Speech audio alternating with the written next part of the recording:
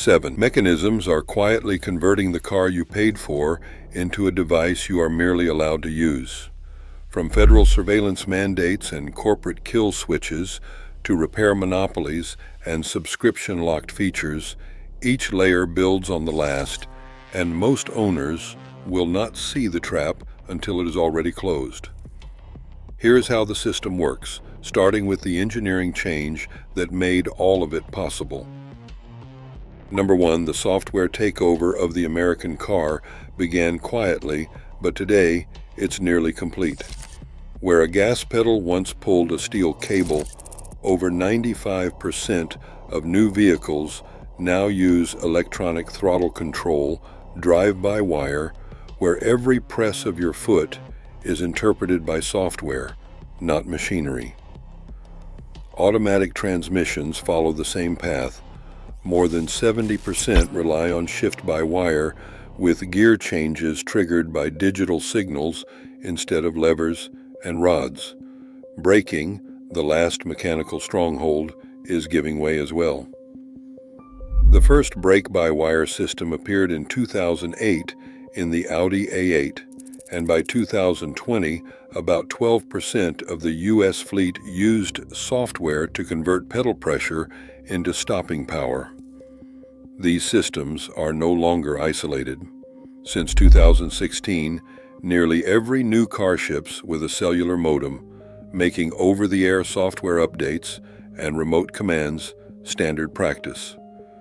What used to be a personal machine is now a network device, its core functions accessible to manufacturers, dealers, and potentially regulators at any time.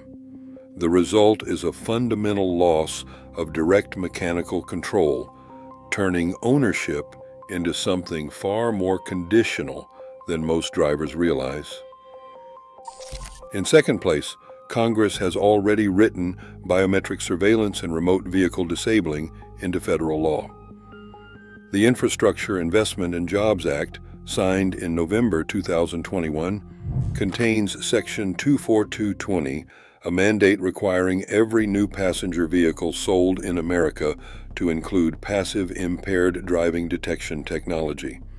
The law gives the National Highway Traffic Safety Administration until November 2024 to finalize a new federal motor vehicle safety standard. That standard will force automakers to install systems capable of monitoring driver alertness using tools like infrared eye tracking, steering wheel biometrics, or even cabin air analysis. If impairment is detected, the vehicle must prevent operation, cutting the engine, locking the transmission, or disabling the throttle by electronic command. The National Highway Traffic Safety Administration's own pilot programs reveal the risks. In trials, infrared sensors flagged 4.5% of drivers as impaired when they were not. Actions as simple as rubbing your eyes or wearing sunglasses triggered 3 documented cases where cars were wrongly immobilized, stranding their owners until a dealer reset the system. This is not a future proposal, it is a live binding statute. The legal foundation for in-car surveillance and remote shutdown is no longer theoretical. It is now compulsory, and every new car will be required to comply. Third on our list, the John Deere precedent offers a cautionary glimpse into the future of vehicle ownership under software control. For years, John Deere has insisted that farmers do not own the software running their tractors. Farmers only license that software. This legal stance, first asserted in 2015 in a federal court filing, means that even after paying 6 figures for a combine, the owner cannot legally access diagnostic tools or reset error codes without dealer approval. The consequences are not theoretical. In Glendive, Montana, a wheat farmer found his combine locked in diagnostic mode during an over-the-air update, immobilizing the machine at the height of harvest. The loss was an estimated $7,800 in wheat, with insurance refusing to cover the claim because it was software related. From 2015 to 2021, over 40% of Deere owners reported at least one dispute over repair access, and more than 1,000 formal complaints reached the FTC. Despite widespread frustration, courts have so far sided with Deere's right to restrict software, leaving farmers with expensive equipment they cannot fully control. The same model is now spreading to passenger vehicles, where manufacturers use software licensing to override traditional ownership. What happened on the farm is now happening in the driveway. Buy the machine, but rent the code that makes it run. Number 4, remote disable capability has become the automaker's ace in the hole, not just for theft prevention, but for maximizing financial control. With the average new car price now hovering near $48,000 and dealer lots swelling with unsold inventory, manufacturers and lenders are under mounting pressure to protect their assets and open new revenue streams. Remote disable systems, detailed in patent US 10,512,331, allow a vehicle to be rendered inoperable with a single software command. This technology slashes repossession costs. What once required a tow truck and a legal process can now be handled with a keystroke, saving lenders thousands per defaulted loan. But the economic motive doesn't end there. Subscription-based features are now built into the vehicle's software architecture. BMW charges $18 per month to activate heated seats that are already installed, while Toyota locks remote start behind an $8 monthly fee. General Motors gates basic OnStar safety services with a $12 subscription. According to recent SEC 10K filings, automakers saw subscription revenue jump 27% year over year, a figure that is too large for any boardroom to ignore. The shift is deliberate. Once remote disable and feature gating are possible, car companies can treat vehicles more like software platforms than property. This approach is reinforced by dealership contracts that tie inventory financing to the ability to remotely reclaim vehicles. The result is a business model where ownership is conditional, and every function, from starting the engine to warming the seats, can be metered, revoked, or sold back to the driver at a premium. For buyers, this means the risk of losing access to their car is no longer just about missing a payment. It's about living with a machine designed to serve the manufacturer's bottom line first.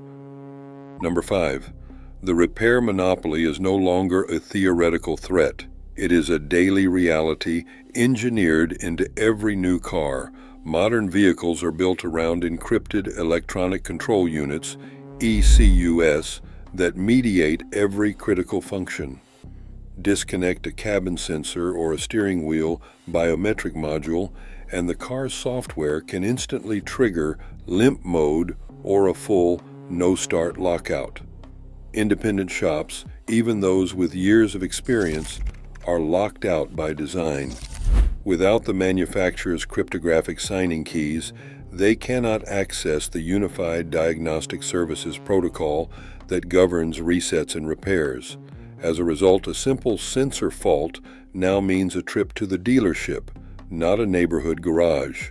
Dealers routinely charge $150 just to scan a fault code. They then charge $200 per hour for a software reset, fees that bear no relation to the actual labor involved. Michigan and New York have passed partial right to repair laws, but both carve out exceptions for safety-critical software, leaving independent mechanics sidelined. For owners, this is more than an inconvenience. It is a system that inflates repair costs, limits consumer choice, and cements corporate control over vehicles that were once personal property. The message is clear. Unless drivers demand open access or choose older vehicles, the right to repair will remain a privilege, not a right. Number 6, the economic case for vehicles built before 2015 is becoming impossible to ignore. Cars and trucks built before the software revolution, before permanent cellular modems, encrypted electronic control units, and feature subscriptions remain the last stronghold of true ownership. Under the hood, these machines rely on mechanical throttle cables and physical ignition keys, not software-locked modules or remote-disable switches. According to iFixit repairability scores and independent mechanic surveys, models built before 2015 consistently rate higher for serviceability and parts interchange. Aftermarket components for a 2012 Ford F-150 or a 2014 Honda Accord are widely available, with replacement throttle bodies and shift cables costing a fraction of what a dealer charges for a software reset on a modern car.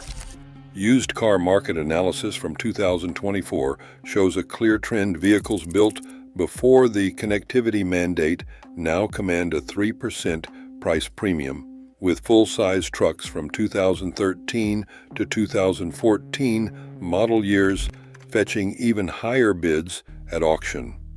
This is not nostalgia. It is rational self-defense. Owners are voting with their wallets, seeking vehicles that can be maintained in any garage without dealer permission or a subscription fee. Community forums and mechanic networks have compiled lists of the most service-friendly model years, and the advice is clear: if you want to avoid remote shutdowns, subscription lockouts, and repair monopolies, buy analog. The path out of the software trap begins with a simple choice. Target vehicles built before 2015, invest in basic mechanical skills, and support the independent repair ecosystem. In a landscape engineered for corporate control, these older machines offer a rare kind of freedom: the right to own, repair, and keep your car running on your terms. Number 7. The path out of the software trap begins with a checklist that every buyer and owner can use right now. Before signing for a new or used car, demand a full build sheet by vehicle identification number and scrutinize it for mandatory telematics modules or over-the-air update requirements.